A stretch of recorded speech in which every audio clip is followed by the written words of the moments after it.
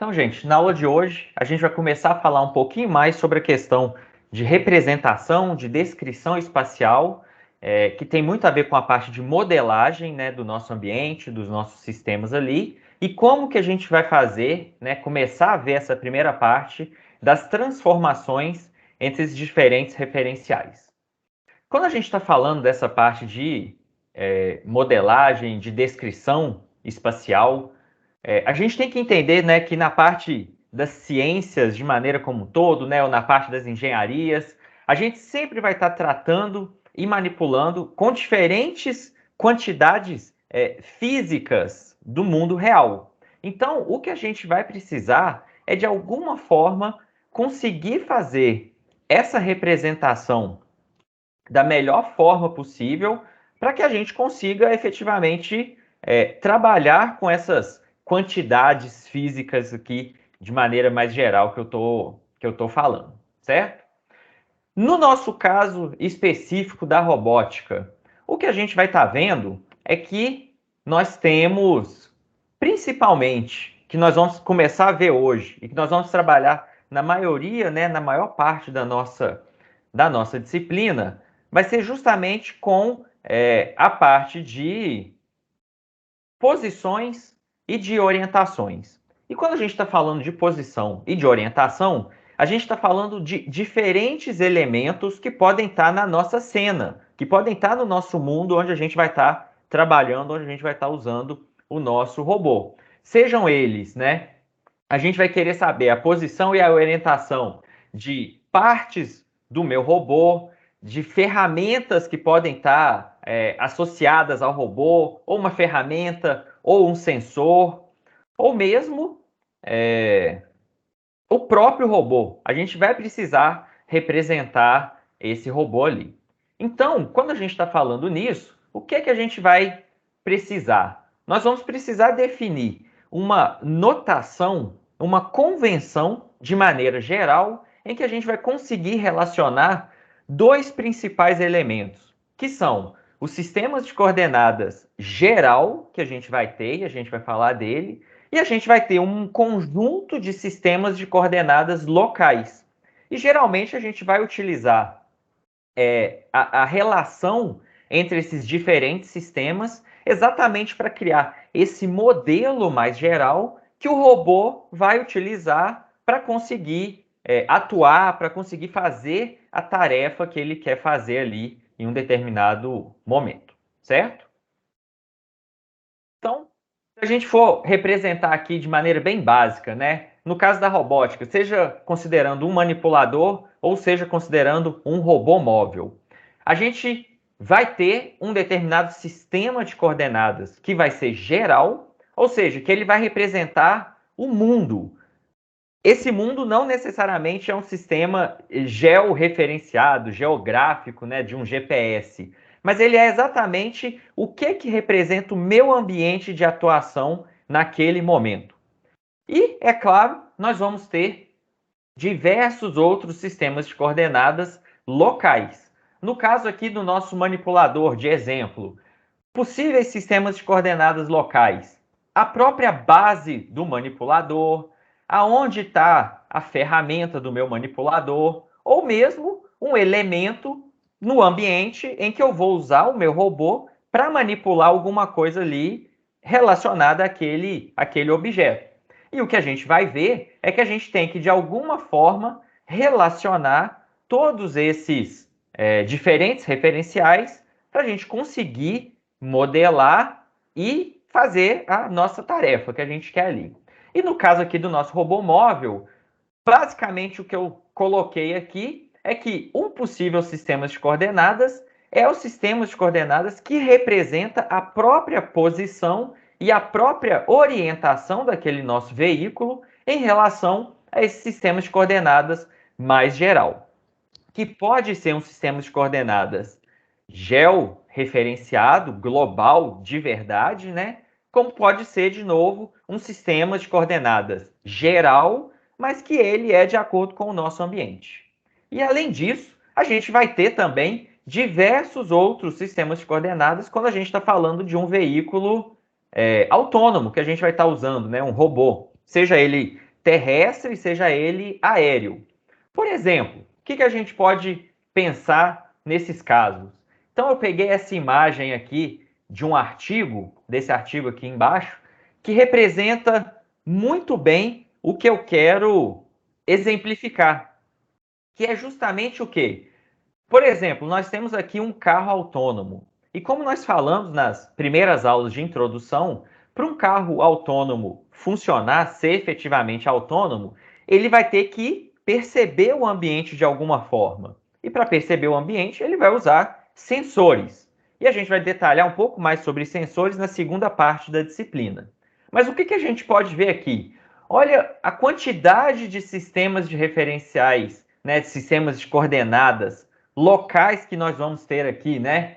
E o artigo deixa isso bem explícito, porque isso é muito importante para a gente conseguir fazer essa representação do ambiente. Então, nós temos aqui um sistema de coordenadas para o laser Velodyne, dois sistemas de coordenadas para outros dois lasers que vão me voltar alguma outra informação.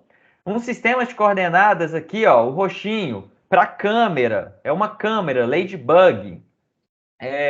Um sistema de coordenadas aqui, olha, o preto, associado ao veículo como um todo, né? Que a gente chama ali o frame do corpo, né? O body frame ali. E a gente vai ter também um sistema de coordenadas aqui, ó, que ele já deixou explícito, que tem a ver exatamente com esse sistema de coordenadas mais geral, global ali, que a gente vai estar atuando. Então, de novo, a gente precisa de alguma forma representar e conseguir manipular todos esses diferentes referenciais aqui para a gente conseguir aplicar todos os nossos algoritmos, todas as nossas técnicas que a gente vai estar vendo. Então, por isso, essa aula de hoje e a aula que vem são exatamente para a gente definir essas notações e como que nós vamos fazer essa manipulação, essa relação ali que se a gente precisar entre esses diferentes referenciais, porque é isso que a gente vai estar usando. Então, qual que vai ser o nosso objetivo, principalmente na aula de hoje e já pensando um pouquinho na próxima aula também, que a gente vai continuar com esse assunto. Nosso objetivo vai ser basicamente dois. A gente tem que definir, né, uma notação matemática elegante, né, que a gente consegue representar de maneira simples e objetiva todos esses elementos que a gente viu que podem fazer parte da nossa cena. Então a gente pode ter um robô, um sensor, uma ferramenta, um objeto na cena, outro robô. Então a gente tem que de alguma forma definir como que a gente vai fazer essa representação. E depois que a gente tem essa representação, a gente vai estudar um pouquinho de como que a gente faz o mapeamento, a relação, a ligação entre esses diferentes elementos que estão ali no nosso ambiente, certo? Esse é o nosso objetivo para hoje. O que a gente vai usar para fazer essa nossa representação? Bem simples. Basicamente, a gente vai usar todos os conceitos que vêm lá da álgebra linear. Então, a gente vai basear essa nossa representação especificamente no uso de vetores e de matrizes. E a gente vai ver que a gente vai usar isso para o restante inteiro da nossa disciplina. A gente sempre vai estar trabalhando com vetores e com matrizes. Então, essa notação que eu vou estar apresentando aqui, né, eu deixo bem claro esse aviso aqui do lado, é a notação que a gente vai convencionar para a nossa disciplina. Significa, então, que sempre que eu olhar uma letra maiúscula em um artigo, ele representa um vetor ou uma matriz? Não. Você vai ter que ver qual que é a notação que está sendo usada lá. Então, no nosso caso, qual que vai ser a convenção que a gente vai usar? Sempre que aparecer uma letra maiúscula, a gente está falando de um vetor, de uma matriz. Sempre que aparecer uma letra minúscula, a gente vai estar falando de um número escalar, de um valorzinho ali específico.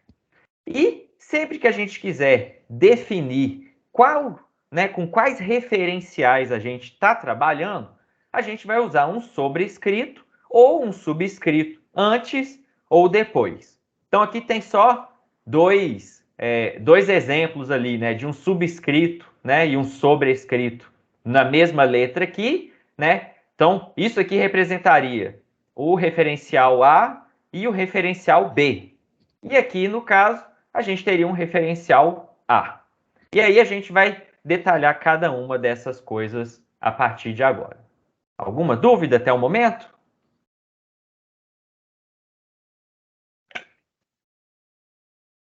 Então, quando eu falo referencial, eu estou falando um sistema de coordenadas, certo?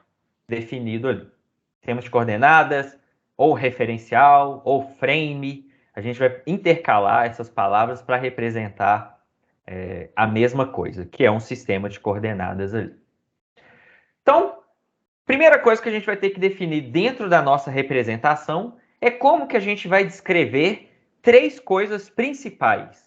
Como que a gente descreve uma posição de algum elemento na cena, como que a gente vai descrever uma orientação e, finalmente, como que a gente descreve um referencial, ou seja, algum outro sistema de coordenadas que a gente tem dentro da nossa cena. Então, a gente vai trabalhar com inicialmente com essas três representações, com essas três descrições ali, e depois a gente vai partir para a parte do mapeamento, que é, dado diferentes sistemas de coordenadas, diferentes referenciais e elementos associados a esses referenciais, como que a gente mapeia esses elementos de um referencial para outro referencial. Essa é a nossa ideia, o nosso objetivo aqui hoje. Então, a primeira coisa que a gente vai começar falando é exatamente sobre a descrição de uma posição. No nosso caso, uma posição ela vai ser representada por um vetor. E esse vetor, ele é um vetor n-dimensional. O que significa isso? Ele é uma tupla de números reais. Então, qual que vai ser o tamanho desse vetor? Vai depender exatamente de quantas dimensões a gente está querendo trabalhar. Então, a gente vai ter um vetor P, por exemplo, que vai ser composto por n números reais ali, n de acordo com a dimensão do nosso espaço que a gente quer representar, e a gente vai poder trabalhar. Se eu estiver trabalhando, né, se eu quiser representar um robô, algum elemento que é simplesmente no plano, a gente vai trabalhar ali, então, no R2. Ou seja, a gente vai ter dois números reais. Se a gente estiver trabalhando com três dimensões, quiser representar uma posição no espaço tridimensional, a gente vai estar trabalhando ali no R3, certo? E é claro que a gente pode ter essas variações aí de posição. Então, a posição, né? Sempre que a gente estiver falando da posição de um ponto no nosso ambiente, a gente vai, de maneira explícita, falar a qual sistemas de coordenadas aquele vetor, naquele momento, está representando. Então, aqui, se eu tiver uma posição P, a gente vai ter, né, naquele vetor, três escalares basicamente para representar o x, o y e o z daquele valor, daquele vetor. E a gente está deixando bem claro aqui que esses três valores que eu estou usando aqui nesse momento para representar P são relativos aos sistemas de coordenadas A. Então, essa é a principal notação que a gente vai estar usando, certo? Então, o que isso significa? Um sistema de coordenadas, né, como eu falei, a gente vai poder chamar de sistemas de coordenadas, de referencial, de frame, sempre vai ser representado por uma letra maiúscula entre chaves. Então, aqui nesse caso, a gente tem esses sistemas de coordenadas A e a gente está representando os eixos principais desse sistema de coordenadas aqui por vetores unitários. E a gente sempre vai usar essa notação chapéu para deixar bem claro que esses elementos aqui, esses vetores aqui, eles são relativos aos eixos principais. E a gente tem aqui o ponto PA, como a gente falou, ele é um vetor também. E esse ponto, ele tem as componentes, no caso aqui, a gente só está representando duas componentes, certo? Ele tem ali o x e o y, que formam, então, a representação desse ponto no referencial A. Tranquilo, gente? Alguma dúvida?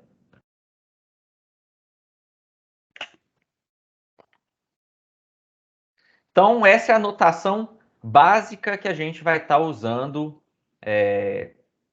ao longo da aula de hoje e ao longo da disciplina. A gente vai ter os vetores ali, a gente vai ter os sistemas de coordenadas associados a essas posições, a essas orientações.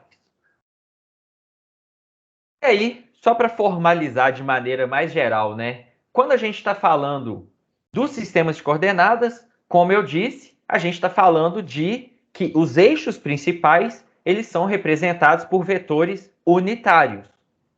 Só para deixar bem claro que a gente vai usar esses eixos principais para algumas coisas daqui a pouco.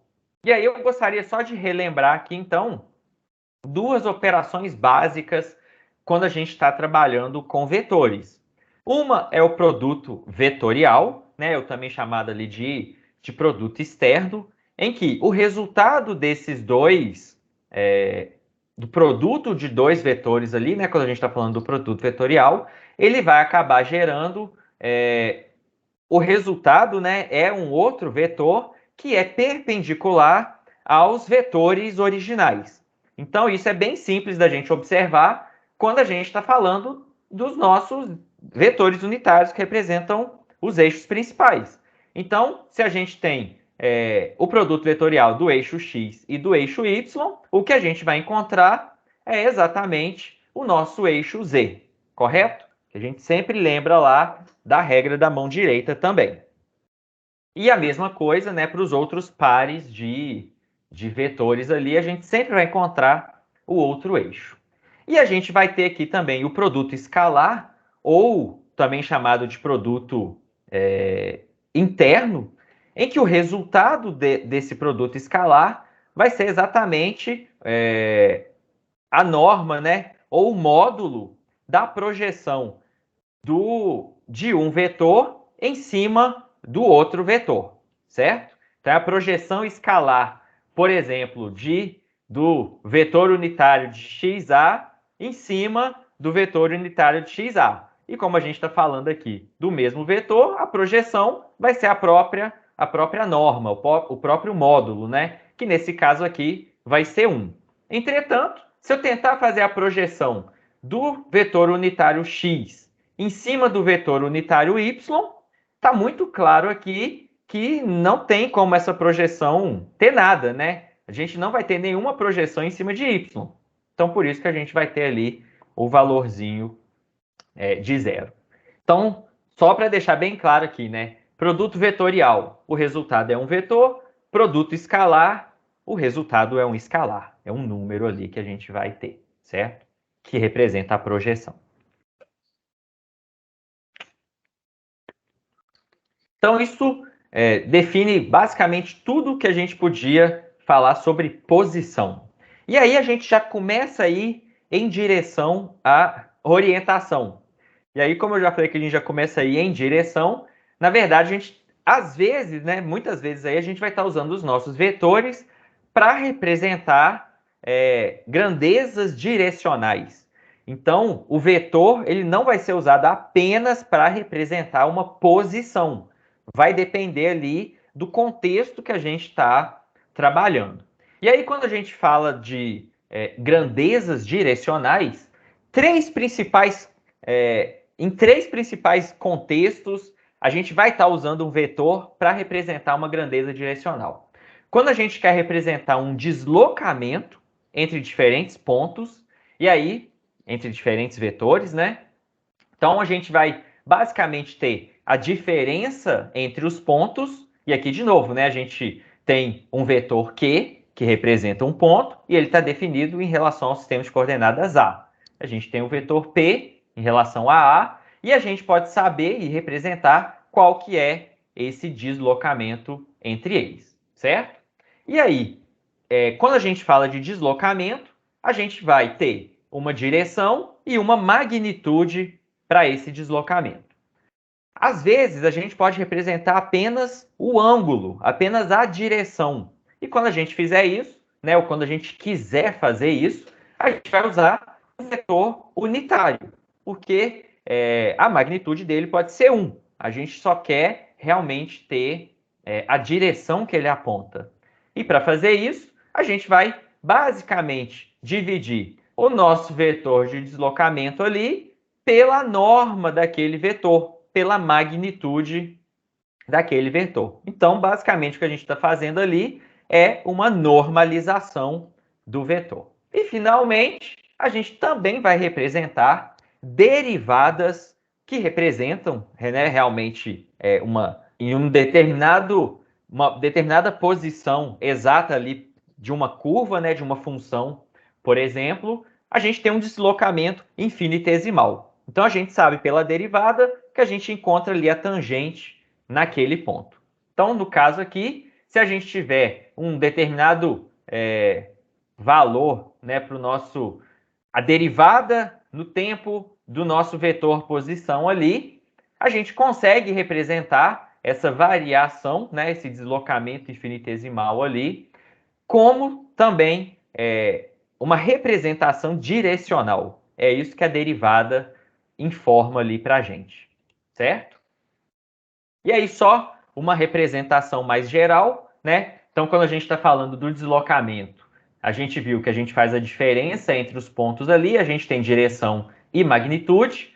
Se a gente normalizar esse vetor, ele vai virar um vetor unitário, que só vai ter a orientação, a direção ali que a gente tem.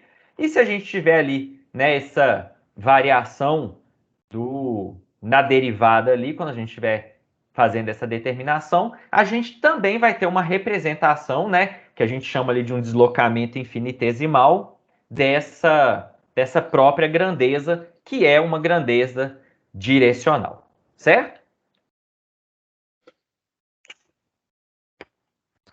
E aí, só para a gente começar a ver como que, ok, na teoria isso é muito ok, né, tranquilo, não tem mistério, mas como é que a gente faz isso no código de verdade, né? Como é que a gente vai implementar esse tipo de coisa?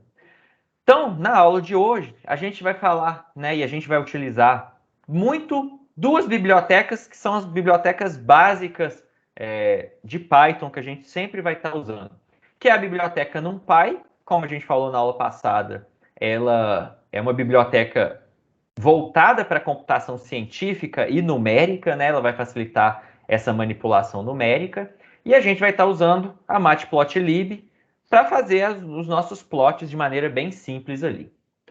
Como que a gente vai declarar as nossas posições, os nossos vetores que a gente acabou de falar? Como se fosse uma lista. Então, a gente tem aqui a nossa lista com os nossos escalares para definir o nosso vetor. E, basicamente, a gente está informando ali para o NumPy que isso aqui vai ser usado para representar um vetor ou um array, do jeito que ele fala ali.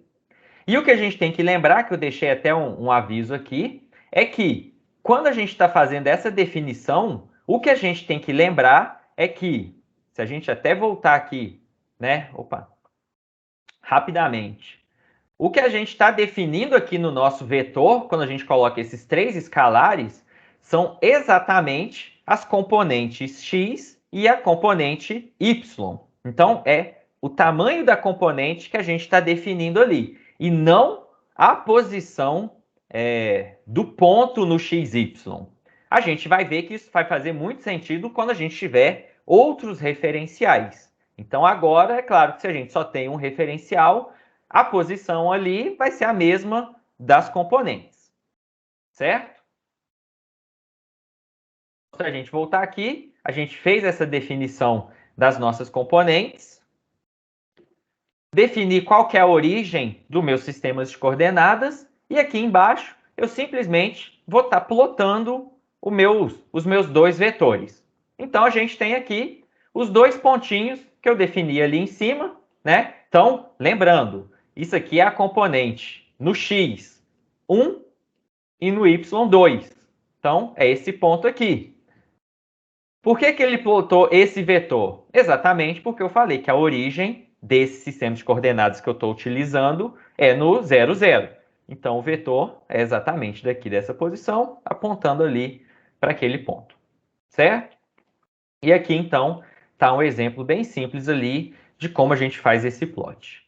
O que a gente acabou de ver também em relação à direção. O Matplotlib, o NumPy, então, ele vai permitir com que a gente faça essa manipulação, né, essas operações entre vetores e matrizes de maneira muito simples. Então, a gente viu, para eu calcular a direção de deslocamento, por exemplo, entre dois diferentes pontos, basta a gente fazer a subtração. E da mesma forma, se eu já estou representando eles como dois vetores, a gente faz essa subtração simples.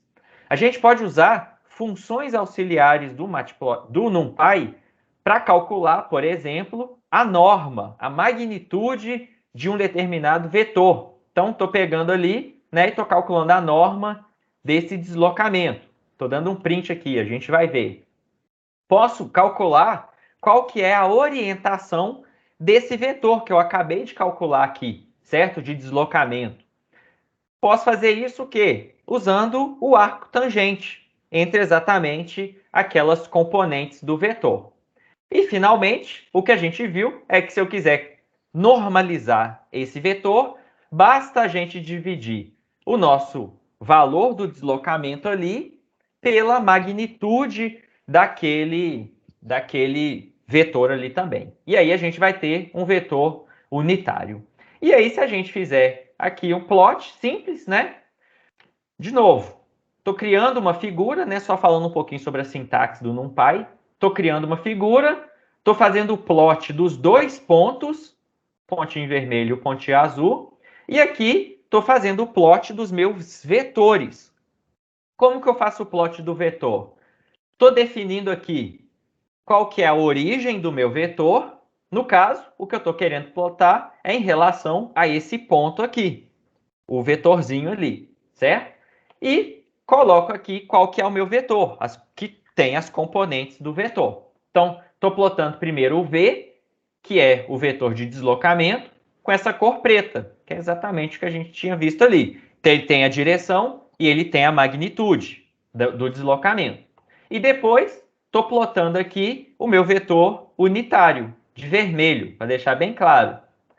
O vetor unitário, ele tem magnitude 1, né? Ele é unitário e ele tem exatamente aquela direção. E aí, tem aqui, né, depois vocês podem olhar todos esses valorzinhos, né, de cada uma das coisas ali que a gente veio fazendo, né? Plotando ali a magnitude, plotando o deslocamento. Então, se a gente for olhar, olha, o deslocamento, ele tem uma componente 3 no x, que é exatamente o que a gente viu aqui, ó, do 1 até o 4, e ele tem uma componente 1 no y, que é exatamente do 2 até o 3. Então, tá tudo certo ali. Alguma dúvida aqui, gente?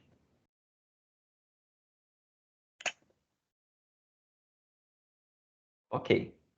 Vamos prosseguir aqui. A gente vai falar muito de notação e depois a gente vai fazer alguns exemplos mais simples ali. E aí, por fim, a gente, na parte de representação, a gente vai estar falando sobre a descrição de uma orientação. Quando a gente está falando de um corpo rígido, por exemplo, o robô, o nosso robô, ele não é um ponto, ele é um corpo rígido. É importante a gente representar a orientação?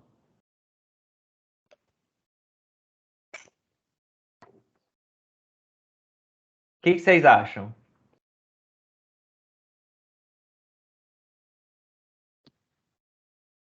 Que sim, porque ele tem que se orientar, ele tem que se mapear no espaço. Sim, então vocês estão muito calados, né? Depende, ele precisa se orientar?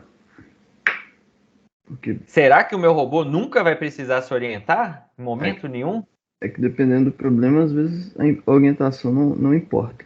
Mas se ele precisa se orientar, Então, se a gente tiver um robô, na verdade, quando a gente está tratando de um corpo rígido, vai ser muito importante a gente fazer essa representação da nossa orientação, certo? Porque sem isso, se a gente só for representar o nosso robô como um ponto, isso não vai ser representativo. Então a gente não vai conseguir fazer um planejamento muito correto, e a gente vai falar disso principalmente na aula que vem. A gente não vai conseguir fazer o controle, a gente não vai conseguir fazer a representação. Então a gente vê que realmente com um ponto apenas não dá quando a gente está falando de um corpo rígido. O que a gente vai precisar? Exatamente ter um sistema de coordenadas afixado a esse nosso robô, assim como vai estar fixado a vários outros elementos também, para fazer a descrição da orientação daquele elemento ali. Então, quando a gente está falando da orientação, a gente viu que o ponto ele só é definido em relação aos sistemas de coordenadas ali, né, a origem, e pronto. Agora, quando a gente está falando da orientação, né, o que a gente vai ter é que a gente tem dois sistemas de coordenadas e a descrição desse outro sistema de coordenadas que vai nos dar a orientação, ele vai ser feito em relação a um ou outro sistema de coordenadas, certo? Se a gente só tiver um ponto, ponto não tem orientação. Um sistema de coordenadas, ele vai ter uma orientação, certo? E aí, quando a gente está falando, então, da nossa orientação, basicamente, o que a gente vai fazer para determinar esse ângulo, digamos assim, né, de maneira bem simples, entre diferentes referenciais? Então, como eu acabei de falar, a orientação, né, de um sistema de coordenadas, ela é definida em relação a outros sistemas de coordenadas. Então, digamos que eu tenho um sistema de coordenadas A e eu quero definir um sistema de coordenadas B em relação a esses sistemas de coordenadas A. Sendo que, nesse momento aqui, para simplificar, o sistema de coordenadas B, ele só tem uma rotação relativa em relação aos sistemas de coordenadas. Então, como que a gente vai fazer isso? De maneira bem simples. Para a gente fazer a representação dos sistemas de coordenadas B, e de B para A, né, ou de A para B, tudo que a gente vai estar trabalhando ali são com projeções. Então, basicamente, o que a gente vai estar fazendo aqui, por exemplo, eu quero definir aqui os eixos principais, os vetores unitários ali, né, os eixos principais do sistema de coordenadas B. O que a gente vai estar fazendo, então, é justamente calcular a projeção dos sistemas de coordenadas A em relação aos sistemas de coordenadas B. E aí a gente vai conseguir saber exatamente ali, né, definir qual que é o ângulo daquele sistema de coordenadas B em relação aos sistemas de coordenadas A. E de maneira semelhante, a gente também pode fazer o contrário. Dado o meu sistema de coordenadas B, eu posso querer mapear ele em relação ao meu sistema de coordenadas A. E aí, basicamente, o que essas duas operações de projeção fazem é a gente conseguir, por exemplo, fazer o mapeamento de um sistema de coordenadas global, que no nosso caso aqui é o A, num sistema de coordenadas local, que é o B, ou o contrário, de um sistema de coordenadas local para o meu sistema de coordenadas global. Então, essa é a ideia geral de como a gente representa orientação. Ou seja, usando dois diferentes referenciais e fazendo a projeção dos meus eixos principais em um referencial ou no outro, dependendo do que eu quero representar ali, certo? E aí, para a gente ter uma notação um pouco mais bem definida, certo, gente? Alguma dúvida? Qualquer coisa podem falar. Opa! Rapidinho. Lá você falou sobre o sistema de coordenadas, só que ele vai andar de acordo com os eixos X e Y. Isso. Para um robô aéreo, eu teria que também mapear o eixo Z. Isso, correto. Aí, Tudo que eu... Pode falar. Aí, no caso, eu teria que fazer um sistema de coordenadas com três, que acompanha os três. Exatamente. Vai ser a mesma projeção. Eu estou dando alguns exemplos aqui no 2D para facilitar a visualização, senão fica muito complexo. Mas sim, tudo que a gente está fazendo aqui, a gente só vai ter mais uma componente. Daqui a pouco eu vou botar a componente Z. Não vou mostrar o gráfico do Z, porque fica bem ruim de ver. Mas sim, a gente vai estar considerando o Z daqui a pouco e não vai mudar nada, continua a mesma coisa. Eu precisaria mapear o Z do meu sistema de coordenadas A para o B ou do B para o A. E aí, só para a gente ver aqui, se nesse caso aqui eu fiz uma rotação em relação a qual eixo? Você consegue me dizer? Nossa, Pensa na regra da mão direita ali. Da minha mão tá ao contrário. Eu rodei ali em relação a quem? O próprio Z. Em relação ao próprio Z, que a gente não tá vendo. Tá para fora aqui, certo? Se eu fizer a projeção, então, o meu Z do sistema de coordenadas A e o meu Z do sistema de coordenadas B é coincidente aqui. Vocês estão enxergando isso? Sim. Se eu fizer a projeção desses dois caras, o que vai acontecer? O que a gente vai ter? É o produto escalar que a gente acabou de ver. Ó, o produto escalar, tá certo. Produto escalar do Z em cima do outro Z que é coincidente. 1. 1. Então guarda isso que daqui a pouco a gente vai chegar nele, certo? Então vamos pensando nisso que a gente acabou de falar. Boa pergunta essa aí. Então aqui já apareceu o Z. Como que a gente vai fazer isso para facilitar a nossa manipulação ali das coisas, né? A gente vai representar a nossa rotação com o que a gente chama ali de uma matriz de rotação, certo? Que vão representar exatamente essas projeções dos diferentes vetores unitários de um sistema de coordenadas em relação ao outro. Então, a gente tem aqui, né, exatamente a nossa matriz, a matriz de rotação, como a gente falou, né? Rotação relaciona dois sistemas de coordenadas. Então, a matriz de rotação R, aqui, com essa notação, quer dizer o quê? É a matriz de rotação de B em relação a A, certo? O B é sempre, né, o que a gente está definindo embaixo em relação ao que a gente está definindo em cima. E o que essa matriz vai ser? Exatamente, olha, o meu sistema, o que ela vai representar?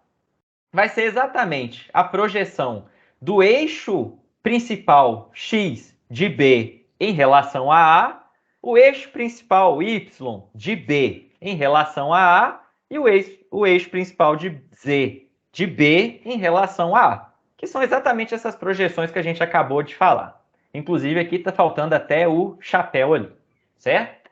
E aí são, né, o que a gente acabou de falar, os vetores unitários de B descritos em termos do sistema A. Como que a gente faz isso? Uma projeção simples ali, vetorial, certo? Então, só explicando bem o a fundo de onde que vão sair essas coisas ali. E aí a gente vai ter, né, para cada representação ali, né, então a gente vai ver, por exemplo, o sistema, o eixo principal x de B projetado em x de A, y de A e z de A, certo? A gente está considerando todos ali. Por isso que a gente vai ter, então, uma matriz que é 3 por 3. Então, essa é a definição básica e fundamental dos sistemas de coordenadas ali. Então, né, basicamente o que a gente está fazendo é o que eu acabei de falar, né?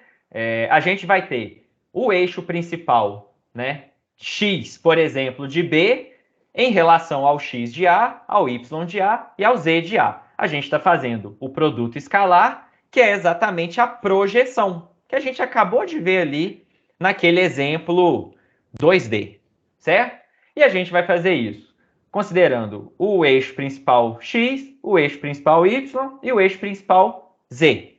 E como a gente já falou anteriormente, né, quando a gente está fazendo a projeção, né, de um vetor em cima do outro vetor, o que a gente vai ver é que isso aqui gera o cosseno do ângulo entre esses dois vetores. E acaba que essa matriz, né, os componentes dessa matriz, como o produto escalar gera o cosseno entre esses vetores, os componentes dessa matriz acabam recebendo o nome também de cossenos direcionais ou cossenos diretores. E o que eu acabei de perguntar, e alguém tinha respondido, é que Se eu fizer a projeção de dois vetores que têm a mesma magnitude, né, que são basicamente coincidentes ali, a gente vai ter um vetor resultante, né, um valor resultante ali, que é o 1 também. Então, isso aqui está claro até aqui? A gente vai construir em cima disso daqui a pouco.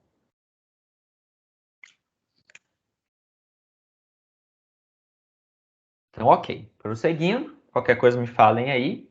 E aí, o que a gente viu é que as colunas, né, dessa matriz de rotação que a gente tem são exatamente os vetores unitários de B. Então, está aqui o vetor unitário x em relação a A, né, o y em relação a A e o z em relação a A.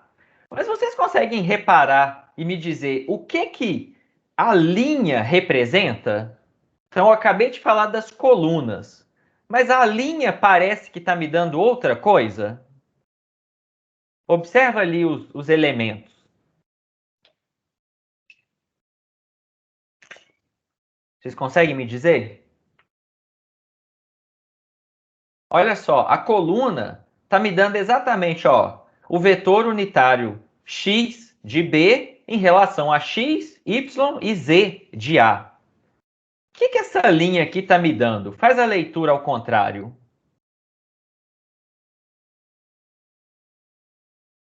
Ele não está me dando agora o A. Seria A em relação a B? Isso. Então, olha só. A gente tem agora o x de A em relação a x de B, y de B e z de B. Ou seja, é como se fosse a representação ao contrário. Ou seja, são os vetores unitários de A em relação a B. Isso também está junto da própria matriz de rotação que a gente tem ali. E por que isso vai ser muito interessante, né? Primeiro que a gente vai conseguir dizer e definir que a nossa matriz de rotação ela é uma matriz ortogonal. O que é uma matriz ortogonal? É uma matriz em que as colunas ou as linhas são vetores ortonormais, certo? O que é um vetor ortonormal, né? É quando a norma é igual a 1, né? E o produto interno ali dos vetores distintos vai ser 0, né? Eles são perpendiculares, né? E aí, quando a gente sabe que essa matriz é ortogonal, né? Tem essa propriedade, uma coisa muito interessante que vem para a gente é que a inversa dessa matriz vai ser igual à transposta dela.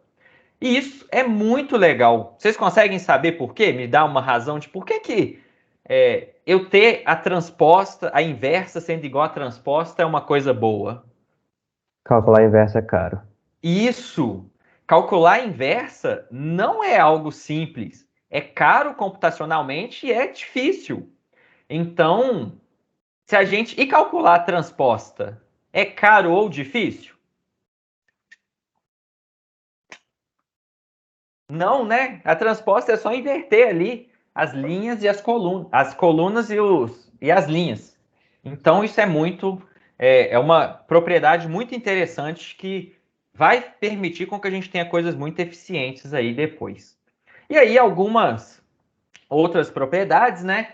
Quando a gente tem a composição de duas matrizes de rotação, né? A multiplicação ali é exatamente uma matriz de rotação do somatório daqueles diferentes ângulos, e o determinante da matriz de rotação vai ser 1, que é exatamente a questão da matriz ortogonal.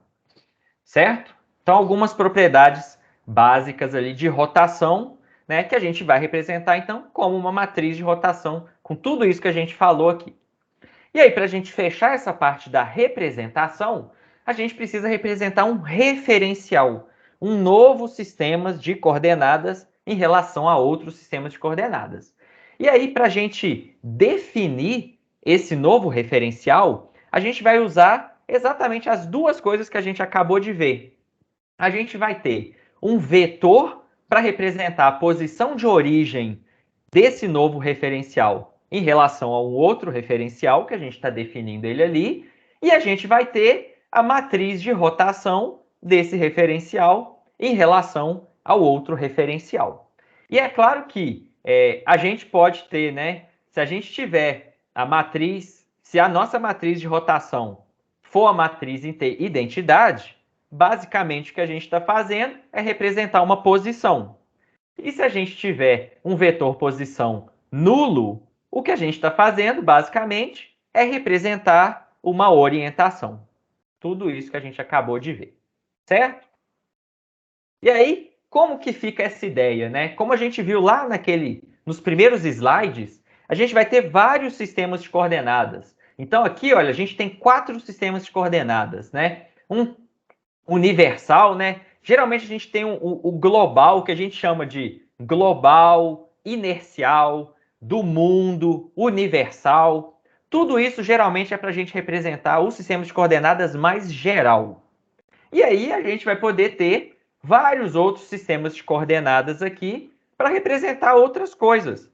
Para representar a posição do meu robô, para representar, por exemplo, a posição de um laser em cima do meu robô, para representar, por exemplo, a posição da parede que o laser está vendo em relação ao meu robô ou em relação ao mundo. Então a gente vai representar esses sistemas de coordenadas usando as matrizes de rotação e usando os vetores de posição. E a gente pode definir tanto, né, por exemplo, A e B, né, esses dois sistemas de coordenadas, eles estão definidos em relação ao sistema mais global, mais geral, o U ali. Mas a gente também pode definir, por exemplo, os sistemas de coordenadas C, ele é definido em relação aos sistemas de coordenadas A, que por sua vez é definido em relação aos sistemas de coordenadas U. Então a gente vai montando essa cadeia de representação, correto? Alguma dúvida, alguma pergunta? E, como a gente falou, vai ser muito importante a gente ter essa representação bem definida, né? Uma representação elegante, formal, bem legal, porque a gente vai ter diversos sistemas de coordenadas ali, certo? Então, por exemplo, dentro de um próprio robô, a gente tem esse robô aqui que ele é um robô que ele tem uma base móvel, né, o PR2, e ele tem braços também, né, e sensores. Para cada uma dessas coisas que a gente vai precisar representar, a gente vai precisar colocar um sistema de referencial novo ali, né? Seja para a câmera, seja para a ferramenta da mão, seja para a base móvel, para tudo que a gente precisar fazer algum tipo de modelagem e que vai ser importante no nosso problema, a gente vai afixar um determinado sistema de coordenadas. E como a gente viu, a gente tem que relacionar todos esses sistemas de coordenadas ali de alguma forma. Então, a gente sabe agora representar posição, orientação e um sistema de coordenadas. E o que a gente vai querer fazer agora? A gente vai querer fazer o mapeamento entre esses diferentes sistemas de coordenadas. Então, qual que é a pergunta que essa ideia do mapeamento ela quer responder? Digamos que eu tenho um determinado ponto que ele está definido, por exemplo, em relação ao sistema de referencial B. Está ali, ó, um pontinho azul. Só que eu preciso saber qual que é esse valor, a descrição de P em relação ao sistema de referencial A. Então é como se eu sei ele em relação ao sistema vermelho, mas eu queria representar ele em relação ao sistema verde. Por que a gente vai precisar fazer isso? Vocês têm alguma ideia?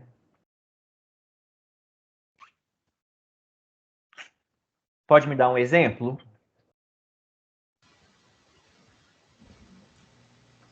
Talvez porque o verde seja o principal, alguma coisa assim, não? Talvez. Você consegue me dar um exemplo um pouco mais específico? Por exemplo, se a gente tem um carro, o carro seria a referência, né? Os eixos principais. Aí sensores que estariam, por exemplo, em cima do carro, eles eles podem ter esses giros, né? Sim, vou dar um passo ainda além. Imagina que você quer criar um mapa da cidade. E aí você tem um laser e um determinado carro, e ele vai e ele vê alguma coisa com o laser, igual a gente viu na aula passada, né? Que a gente vê vários pontinhos ali. Geralmente a gente vai querer pegar esse ponto que o laser viu em relação não apenas aos sistemas de coordenadas do robô, mas em relação ao sistema de coordenadas mais geral, exatamente para a gente poder criar um mapa mais geral, que é basicamente a última partezinha do trabalho do primeiro trabalho prático. Então, como que a gente vai fazer isso? Basicamente, o que a gente precisa fazer é alterar a descrição de um referencial para outro. E para fazer isso, nós vamos fazer duas operações simples, que são operações de translação e operações de rotação.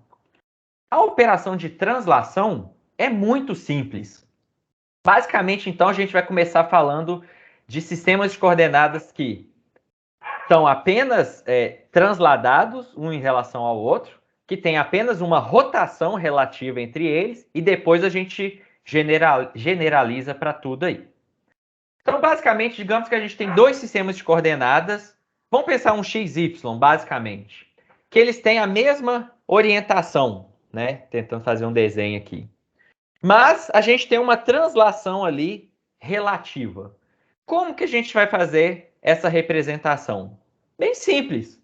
Basicamente, dado um ponto em relação aos sistemas de coordenadas B, tudo que a gente precisa fazer é fazer uma soma vetorial nesse vetor com o vetor que representa o deslocamento entre a origem de B e os sistemas de coordenadas A. Certo? Para a gente fazer um exemplo bem simples aqui. Digamos que eu tenho esses dois referenciais. Eles têm a mesma orientação, mas tem um deslocamento no eixo X e no eixo Y em relação a esses dois pontos, a esses dois sistemas de coordenadas.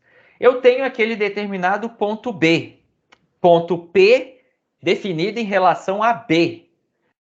Como que a gente faz para determinar, então, o ponto P em relação a A? Primeira coisa que a gente vai fazer é definir o vetor deslocamento entre a origem de B e a origem de A. Qual que vai ser esse vetor nesse nosso exemplo aqui? Vamos lá, gente. Responde rapidinho. 720. Certo? A gente vai ter ali uma componente, né, do vetor 7 no X, 2 no Y e não tem nada no Z. E aí a gente consegue fazer uma soma vetorial bem simples aqui e saber agora que, olha, essa aqui é a descrição daquele ponto no referencial B. Só que no referencial B, A, ele é descrito por essas outras coisas aqui, por esses outros componentes, certo? E aí, se a gente olhar, é efetivamente a soma vetorial, né? E a gente tem como resultado um outro vetor. Então, digamos que a gente tem aqui o sistema A e o sistema B. O nosso ponto está definido aqui em relação a B. E ele tem exatamente esse vetor posição. A gente sabe qual que é o vetor que representa o deslocamento da origem de B em relação à origem de A. Esse carinha aqui. Tudo que a gente tem que fazer agora é encontrar esse outro vetor, que é o resultado da soma vetorial. Alguma dúvida aqui? Se a gente for olhar aqui, né? Só voltando um pouquinho, né? Aqui eu fiz a definição de um referencial. Basicamente, eu tenho uma matriz de rotação para rotações em Z. Vou falar dela mais daqui a pouco. Criei uma funçãozinha auxiliar só para plotar um frame. E aí a gente pode definir os nossos frames aqui, certo? Tem o frame A, né? Que ele é definido em relação aos sistemas de coordenadas aqui mais geral, né? Com deslocamento em 2 e 1. Mas a gente pode mudar, olha. Se eu vier aqui e colocar esse cara aqui, está no 3 também, né? Se a gente for rodar, esse meu sistema de coordenadas agora, ele está aqui em cima. E ele tem uma pequena rotação de 45 graus em relação ao sistema geral também. E definir outro frame aqui também. Então, a gente pode ir definindo, né? Deixei isso aqui como um referencial, uma referência para referencial, né? Para vocês brincarem depois, né? Os diferentes carinhas que a gente tem. Então, vocês podem até, inclusive, depois tentar fazer esses plots aqui, olha. Como que eu ploto o ponto B em relação a esse determinado referencial e depois como que eu ploto ele em relação ao outro referencial, certo? Então, você já consegue ver um referencial aqui. E aí, o que a gente está vendo agora é exatamente a questão do mapeamento. Então, esse exercício que a gente acabou de fazer, como que a gente resolve ele aqui no código, né? Simples. Definir ali os meus dois vetores e eu posso simplesmente fazer a soma vetorial. É uma soma simples aqui. E aí, se eu imprimir o resultado, é o resultado que a gente acabou de encontrar aqui também. Não tem nenhum mistério, certo? Vou botar aqui. Segundo caso, a gente vai tratar agora apenas de rotação. Então, vamos considerar que a gente tem dois referenciais. A origem desses referenciais é a mesma, é coincidente, não tem nenhum deslocamento entre elas ali, mas esses referenciais, eles estão rotacionados entre eles.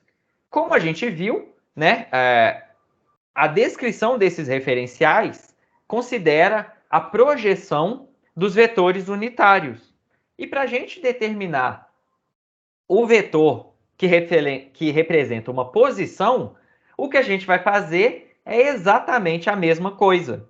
Ou seja, a gente vai fazer a projeção desse vetor posição que a gente quer representar em relação ao outro nos sistemas de referência desejado ali.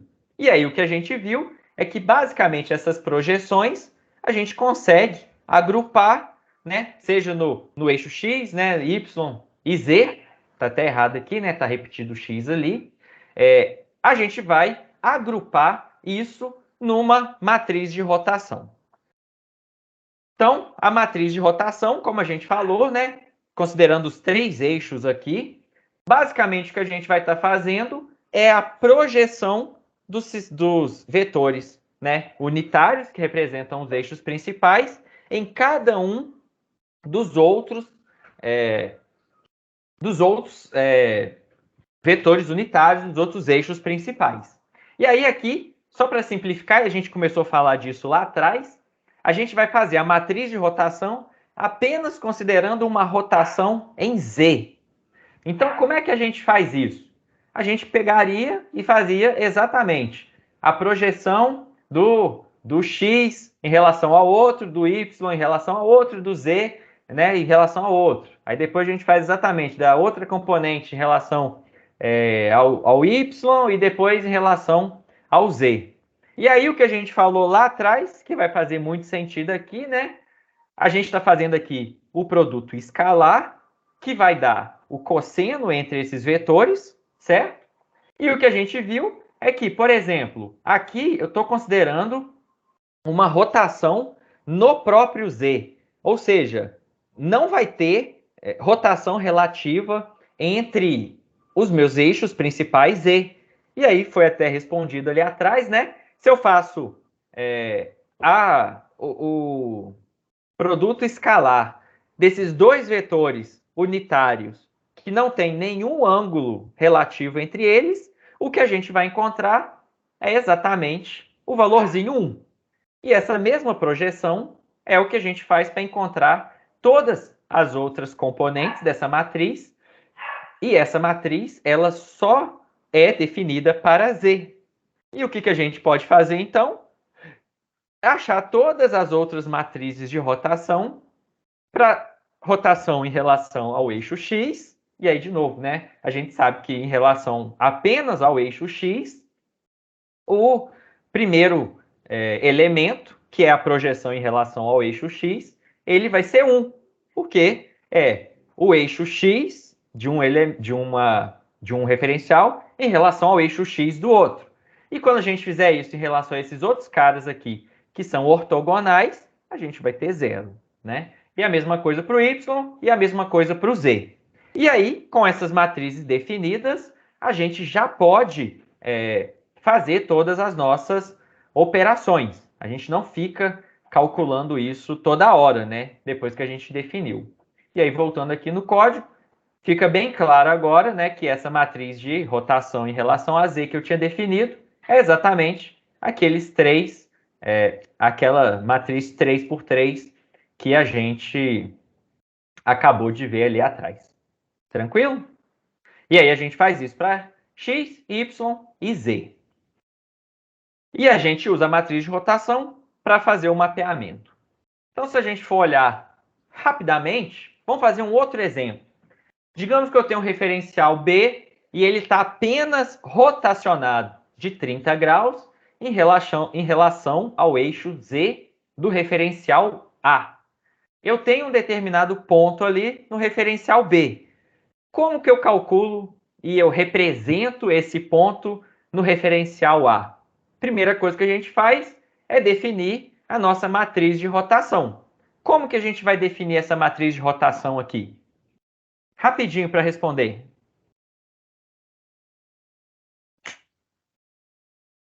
Em relação ao eixo Z com ângulo 30. Isso. A gente vai pegar essa matriz nossa aqui e vai calcular o seno e o cosseno desse ângulo que a gente tem. E aí a gente vai chegar naquela matriz de rotação. E aí, o que a gente viu é que para fazer o mapeamento, tudo que a gente precisa é multiplicar o nosso vetor pela matriz de rotação. E a gente vai ter o nosso resultado ali, certo? De maneira direta aqui também no nosso código, considerando a rotação, definir o meu ponto, exatamente o ponto que a gente acabou de ver aqui, 0, 2, 0. Eu sei que tem uma rotação ali de 30 graus, e aí toda a nossa manipulação de ângulos é feita usando radianos. Então, para facilitar a gente a entender, a gente pode usar, por exemplo, uma funçãozinha que converte de graus para radiano. Mas tudo é feito com radiano. E aí a gente pode fazer a multiplicação do vetor por uma matriz. E aí, só para chamar a atenção rapidinho aqui, em Python, a gente tem pelo menos 3 operadores para fazer a multiplicação de matrizes direto, né? E aí eu até deixei aqui uma referência para caso alguém queira ver uma discussão um pouco mais aprofundada de o que um faz, por que o outro não faz. O resultado de todos é exatamente igual, certo? Mas a própria forma de fazer a composição dessas multiplicações, a versão do Python que você usa, velocidade, eficiência, isso tudo é levado em conta. Então, é muito comum você achar, por exemplo, estou pegando a minha matriz de rotação Z e estou fazendo o dot, o produto ali, certo? Com o meu vetor. Vai dar um determinado resultado. Você também pode usar o matmul, que é o multiplicação de matriz. Só que nesses dois casos, você vê que se você tivesse que multiplicar por mais matrizes, você ia ter que ir fazendo uma composição meio complexa ali, certo? Então, o que a gente vai optar é por usar o operador arroba, que é para representar, quando a gente está usando dois elementos que são matrizes, faz a multiplicação, né?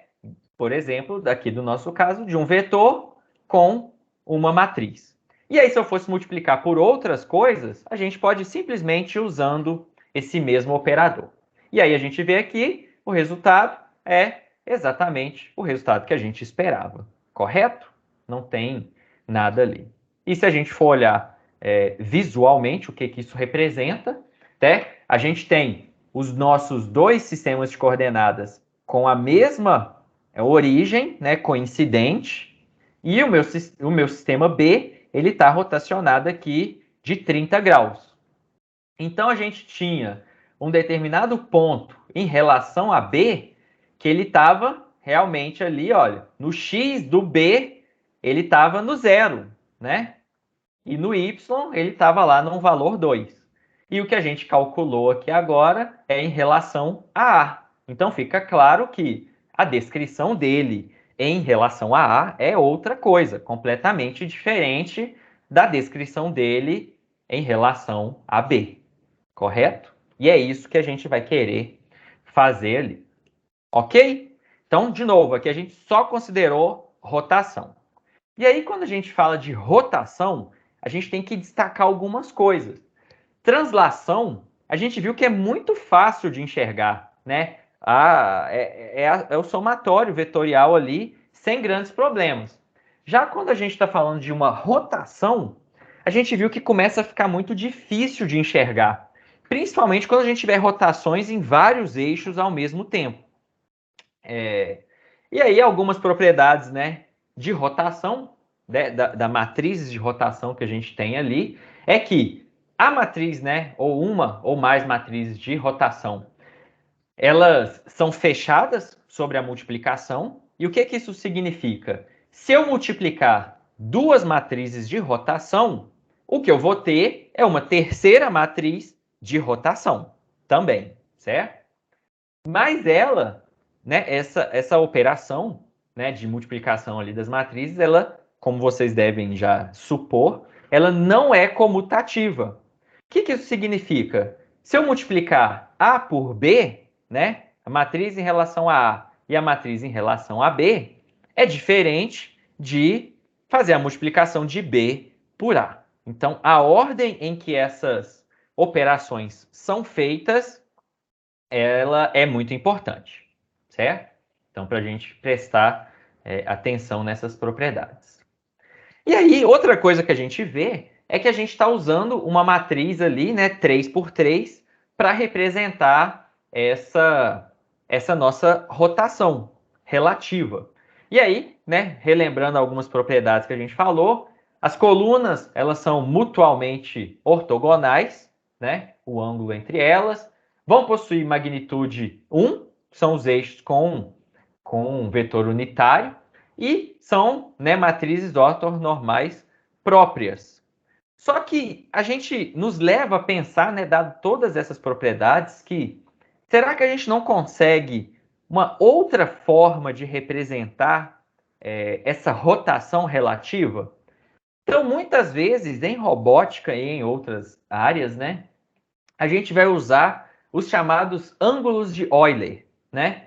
Que ela é uma representação mais compacta, em que basicamente a gente vai usar 3 parâmetros para definir 3 rotações encadeadas, ou seja, em sequência ali, em relação a 3 eixos principais de um sistema de coordenadas em relação a um outro sistema de coordenadas ali. Como que a gente vai fazer essa representação, né? E de onde que saiu isso? Vocês podem acabar achando isso algumas vezes na internet. Essa representação dos ângulos de Euler, muitas vezes ela também é chamada de uma representação ρ, pitch e O, que é justamente para representar essa rotação relativa em relação aos eixos principais ali, considerando uma ordem específica, em que a gente vai ter o ρ significa em relação a movimento. Imagina ali, né? Tem a representação. O eixo X, ele aponta para frente do veículo.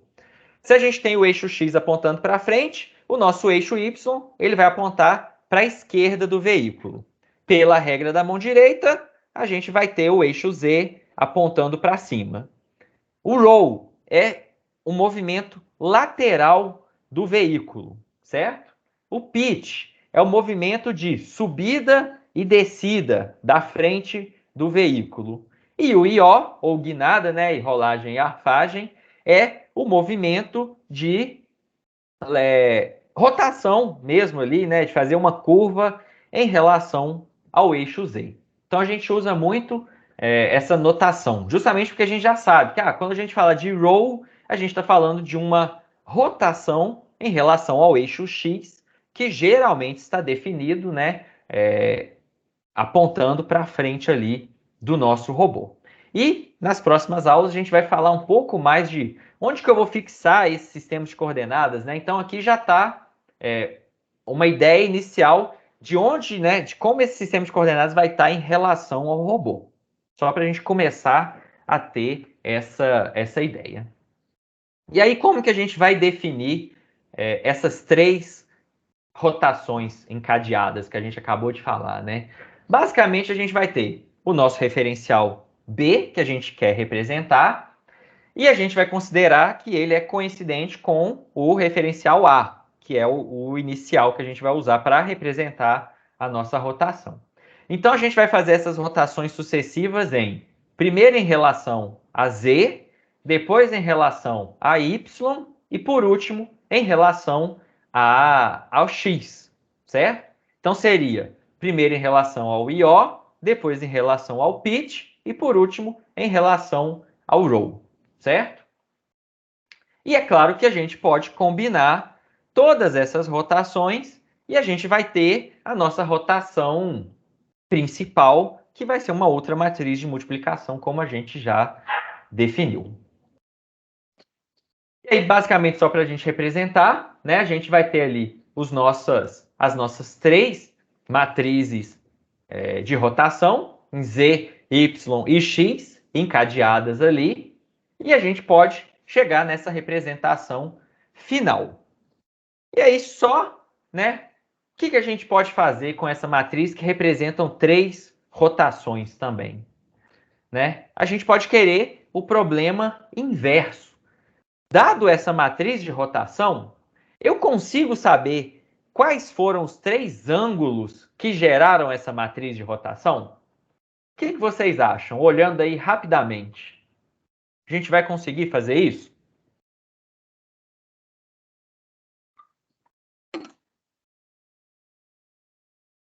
Então, a gente consegue, né? Então, se a gente for considerar esses principais elementos, o que a gente vai ver é que a gente já tem aqui, por exemplo, o seno de um determinado ângulo. E se a gente inspecionar esses outros 2 elementos, se a gente for considerar a identidade trigonométrica fundamental ali, a gente consegue obter o cosseno daquele ângulo beta. E aí, tendo o seno e o cosseno daquele determinado ângulo beta, a gente consegue calcular tanto o beta, quanto o alfa, quanto o gama, certo? E aí, só para a gente olhar aqui rapidamente, fiz novamente a definição das minhas matrizes de rotação em relação a x e y agora.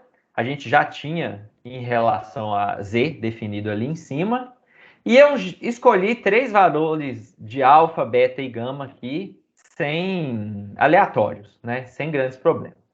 E aí o que a gente está fazendo agora é definir uma matriz de rotação seguindo exatamente aquela ordem, em relação a z, y e x. Como que a gente pode calcular o cosseno de beta? Então, estou tirando aqui exatamente, né? Fazendo exatamente isso aqui. A raiz quadrada do somatório dos elementos 1, 1 e 2, 1. Que é exatamente isso que está aqui. A raiz quadrada do quadrado. Então, você pode fazer a operação de quadrado fazendo 2 asteriscos aqui, né? Multiplicação ali. O asterisco serve para multiplicação ou para o operador de potência.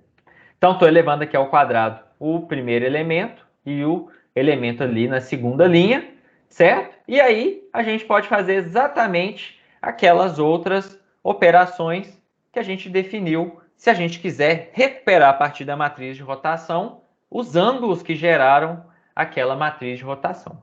Então, tenho aqui os meus alfa, beta e gama que eu acabei de calcular e eu estou fazendo um print exatamente da matriz de rotação aqui em cima, só para a gente dar uma olhada nela. E estou fazendo um print aqui embaixo do meu alfa, beta e gama que eu defini aqui em cima e que eu calculei aqui embaixo. E como era esperado, é exatamente o mesmo valor.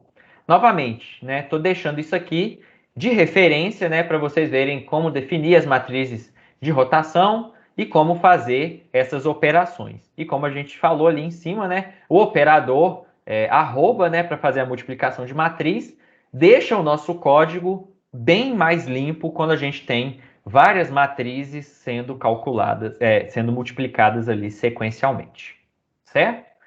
Mas você consegue enxergar algum problema com essa representação, com esse cálculo que a gente está fazendo aqui?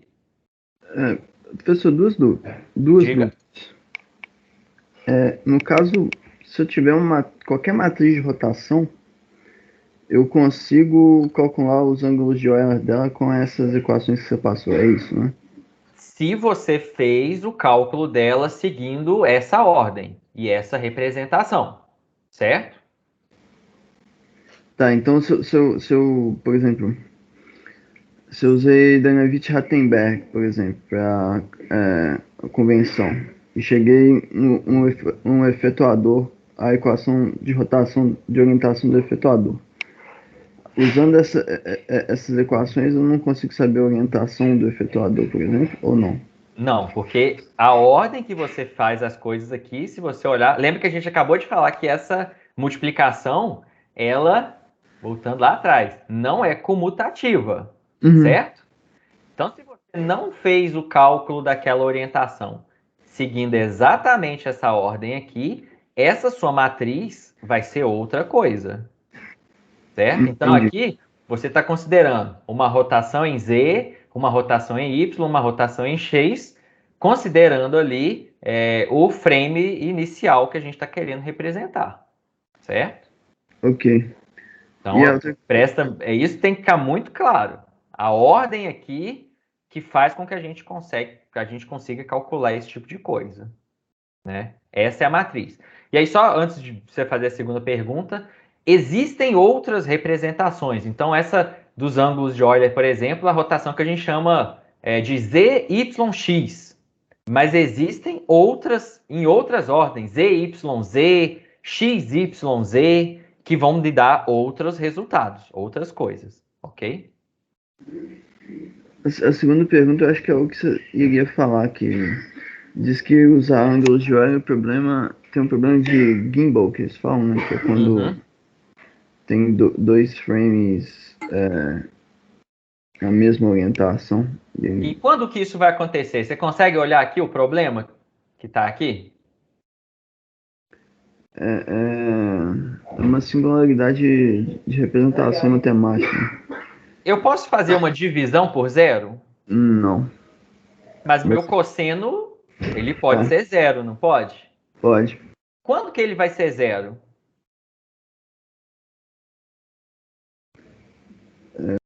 90 ou 270. Do beta para 90. 90 e menos 90. Então a gente tem que prestar atenção aqui, né, que é exatamente o que você acabou de falar. Essa representação de Euler, ela vai ter, né, dos ângulos de Euler, ela vai ter uma singularidade ali, principalmente quando, né, o nosso beta for 90 ou menos 90, em que a gente vai ter um cosseno igual a zero. E a gente não vai poder fazer essa divisão por zero.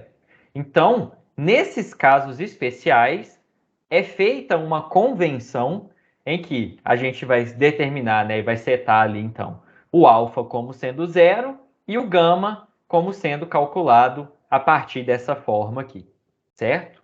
É uma convenção, exatamente. Então, tem essa limitação. E aí, já dando um passo além, né, para a gente não entrar muito em detalhes dessa representação, né, da matemática em si ali, como eu falei, a gente tem várias outras representações, né? A gente tem a representação fundamental, que a gente acabou de falar antes, né, da matriz de rotação. A gente vai ter os 9 parâmetros, né, que a gente precisa saber ali, e ela não apresenta singularidade. E a gente consegue fazer uma multiplicação, né, para compor essas matrizes de rotação.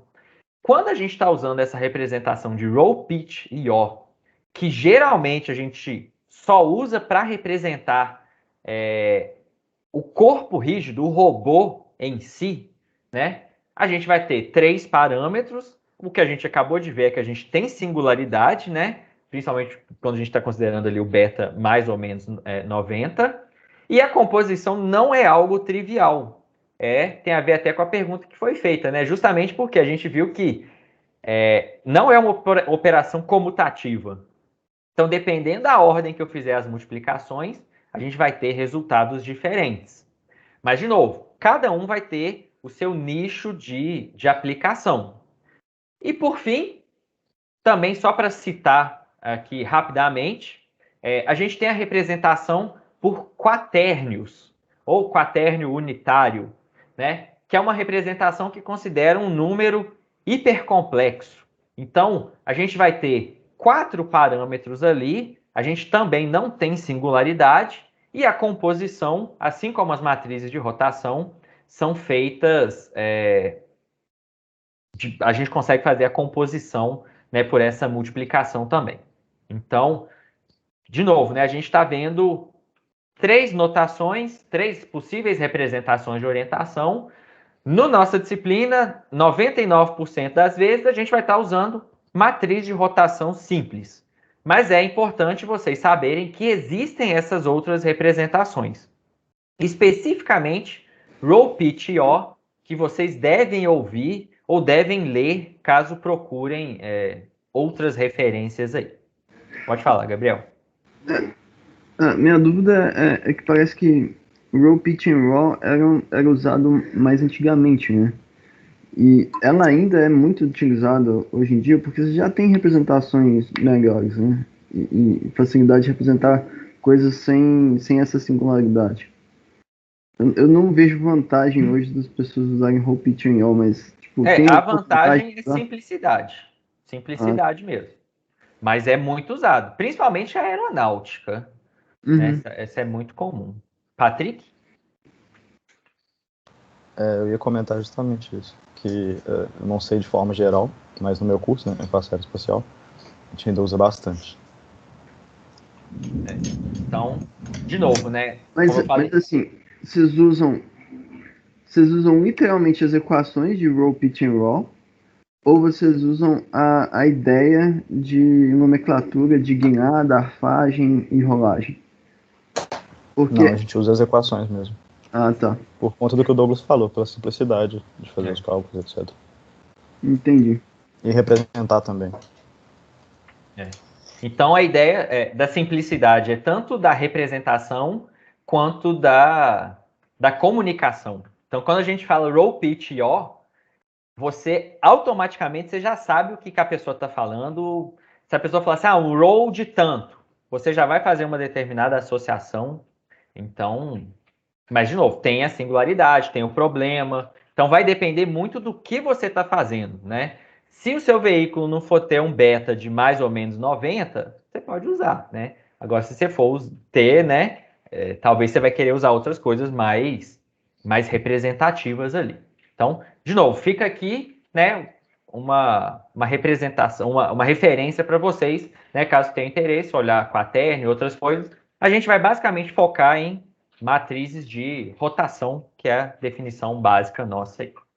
E aí, para a gente concluir a nossa aula de hoje, ficou faltando em relação ao mapeamento, só fazer o mapeamento considerando tanto um referencial que vai estar transladado e rotacionado em relação a outro referencial.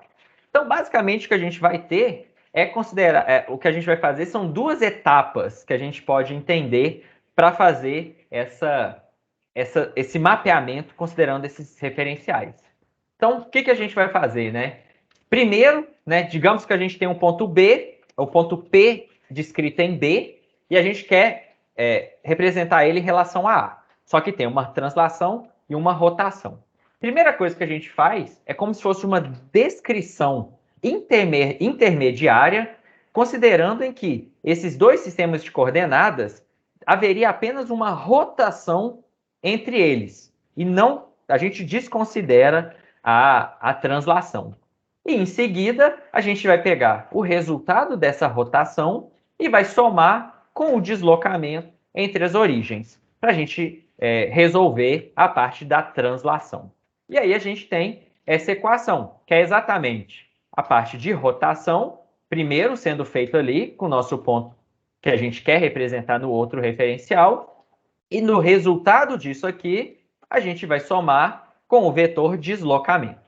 E aí, essa equação, ela chama-se transformação rígida, que ela vai conservar as propriedades de escala, de tamanho, de deslocamento entre os vários pontos que a gente fizer essa transformação de um referencial para outro ali, certo?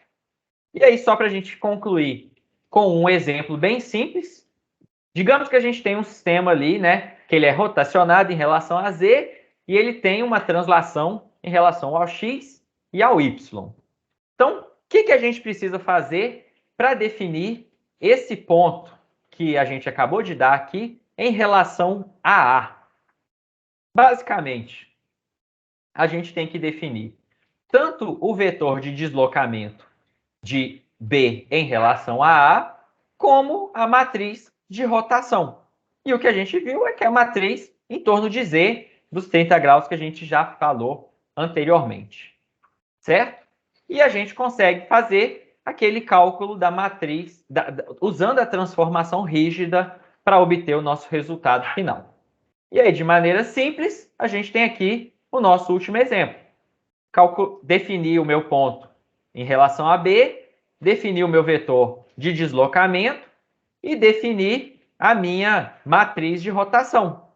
E aí o que a gente aplicou é a equação da transformação rígida ali. E aí, claro, se a gente verificar aqui o nosso resultado, né, 9 ali e 12, é exatamente o que a gente encontrou. Ficou clara essa parte, gente? Então, de que a gente basicamente usou, né, a matriz de rotação, que a gente já tinha visto anteriormente, e a ideia de deslocamento também. Alguma dúvida aqui?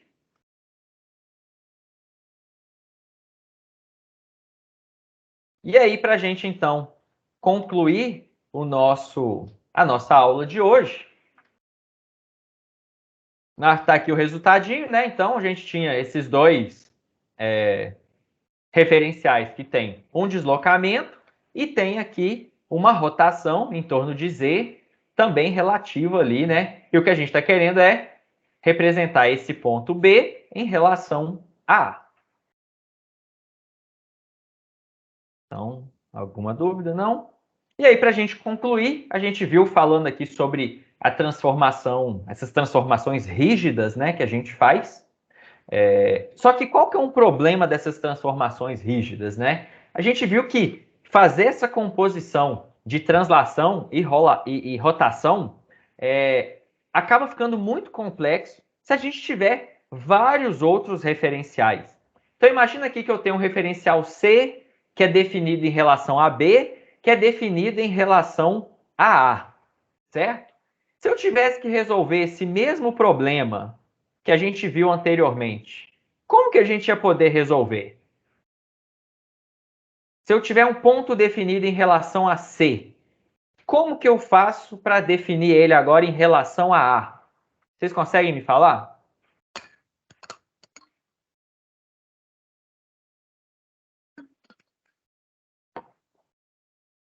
Então, basicamente, o que a gente poderia fazer é fazer essas transformações em duas etapas. Ou seja, primeiro a gente vai transformar de C para B e a gente pegaria esse resultado do ponto em relação a B e faria uma nova transformação em relação agora a A.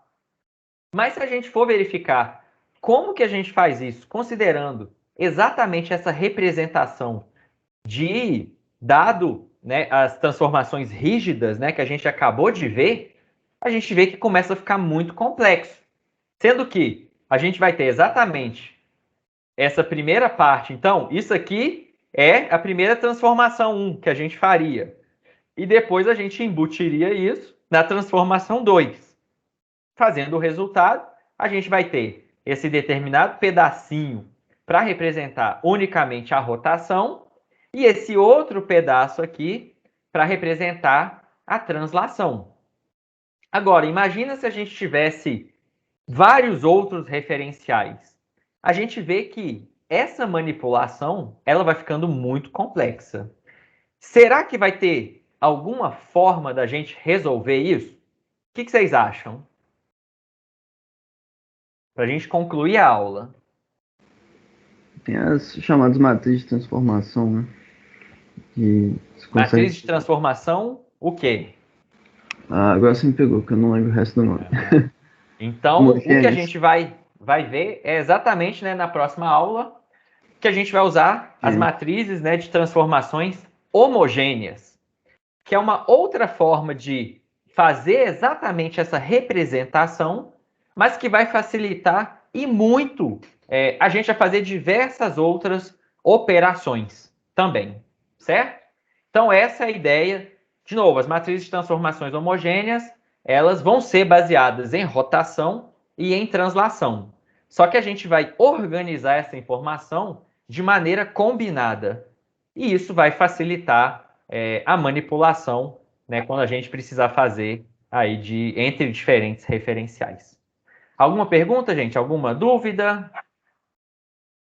Então, um trabalho de casa que eu deixo para vocês é exatamente, né? Eu já deixei todo o código aí. Tentam fazer o plot dessas diferentes representações para ver se vocês entenderam tudo certinho. O que é o referencial? O que é um referencial em relação ao outro? O que é esse vetor, né? Como é que eu tenho vetores, né, de posição e de rotação e matrizes de rotação, considerando os diferentes referenciais? Então, vocês podem pegar esse código que eu deixei, né, que já plota aqui os referenciais, e vocês podem expandir isso, fazendo agora o plot dos outros pontos em relação a cada um desses diferentes referenciais, em relação, por exemplo, ao referencial mais geral ali, certo? E aí, na próxima aula, então, a gente vai falar sobre transformações homogêneas e sobre espaço de configurações, que é uma outra representação importante antes da gente continuar fazendo os nossos planejamentos e controles e etc. Tá joia, gente? Então, até a próxima aula aí. Natan quer fazer uma pergunta. Só uma dúvida. É porque essas transformações que a gente viu aí, elas são, de certa forma, digamos que estáticas, né?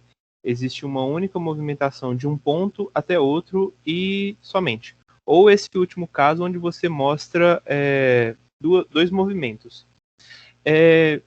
E se fosse algo dinâmico, algo que, por exemplo, dependesse do tempo? Aí elas envolvem mais essa parte das transformações homogêneas? Não, então. Vai ser tudo igual. As nossas transformações elas vão ser rígidas. Não sei se é esse exemplo que você está querendo dar. O seu robô ele tem um referencial afixado nele. E ele está andando, certo? Sim. O que você vai fazer então? O que vai mudar? Você consegue entender, por exemplo, aqui, o que vai estar mudando aqui quando esse referencial B é o seu robô e ele andou para frente? O que aconteceu? Sim, ele teve um deslocamento, né? Então, o que vai mudar aqui? Você consegue saber? Você diz assim, muda tudo, né? Muda a posição, muda a orientação, muda tudo. Então, o que você vai estar fazendo é a sua representação, e o que a gente vai ver na próxima aula da transformação homogênea, ela vai englobar essas informações. E você vai usar isso atualizado para fazer todo o restante das multiplicações que você quer. Então, por exemplo, esse seu vetor da posição da origem em relação a outra origem, você só vai atualizar ele.